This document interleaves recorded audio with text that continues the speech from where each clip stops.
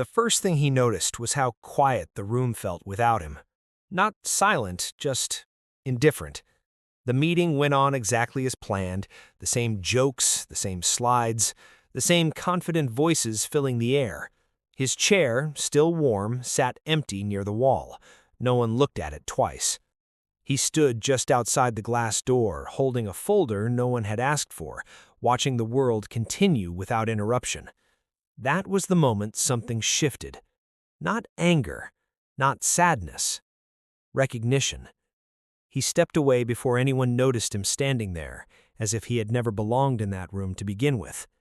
For years, he believed his presence mattered, not in a dramatic way, he wasn't chasing praise or applause, but in the quiet, dependable sense. He was the one who stayed late, the one who remembered small details, the one people relied on without saying it out loud. At least, that's what he told himself. Every morning followed the same ritual, coffee growing cold on his desk, emails answered faster than necessary, tasks completed before deadlines.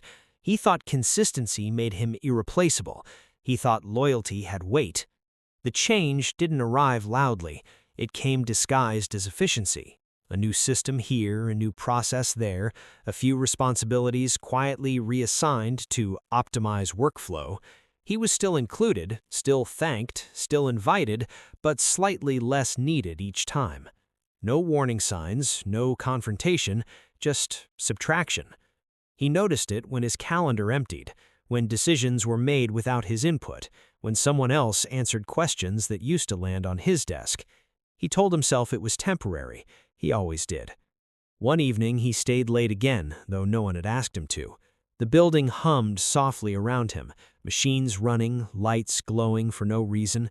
He finished his work, then kept going, inventing tasks to justify his presence. When he finally shut down his computer, he realized something unsettling. No one would notice if he left early. No one would notice if he left at all. The thought followed him home. At dinner, he listened more than he spoke.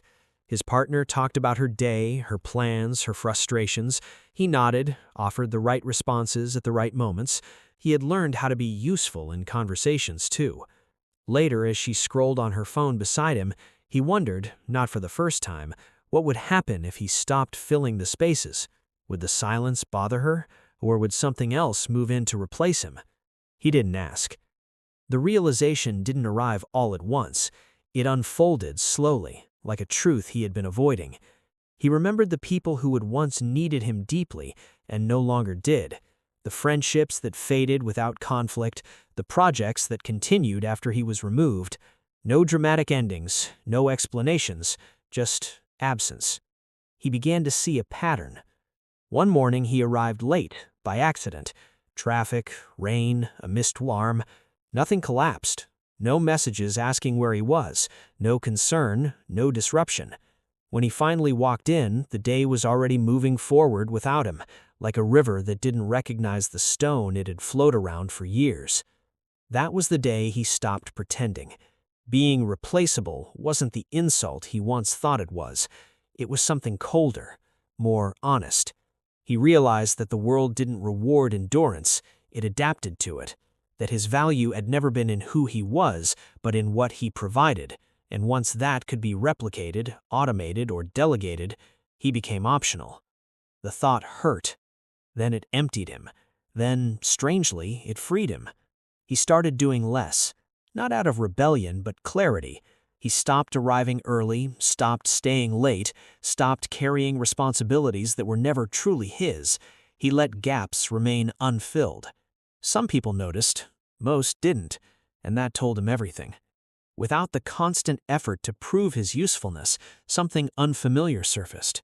Time. Quiet. Questions he had postponed for years.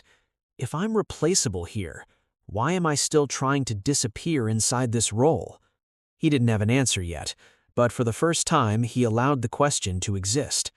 One afternoon he walked past that same glass meeting room. Someone else sat in his old chair now, confident, focused, already learning the rhythm he once mastered. The meeting flowed smoothly. He watched for a moment, then he kept walking. No bitterness, no resentment, just acceptance. He understood something then. something no one had ever taught him. Being replaceable wasn't the tragedy. The tragedy was building an entire life around places that only valued what you could be swapped for. And as he stepped outside, feeling the weight of that truth settle into something solid, he knew this wasn't the end of his story. It was the end of pretending that being needed was the same as being known.